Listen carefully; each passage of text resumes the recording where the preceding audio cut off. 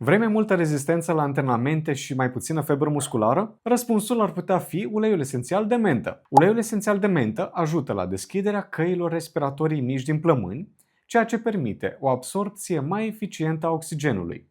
Oxigenul ajunge mai rapid în sânge, iar mușchii sunt mai bine oxigenați. Ce înseamnă asta pentru corp? O oxigenare mai bună duce la o rezistență crescută la efort, deoarece formarea acidului lactic este încetinită. Pe scurt, oboseala musculară apare mai târziu, iar febra musculară poate fi diminuată. Studiile arată că administrarea uleiului esențial de mentă înainte de antrenamente poate îmbunătăți parametrii de performanță, inclusiv creșterea forței prizei cu până la 36%, atunci când uleiul esențial este utilizat corect.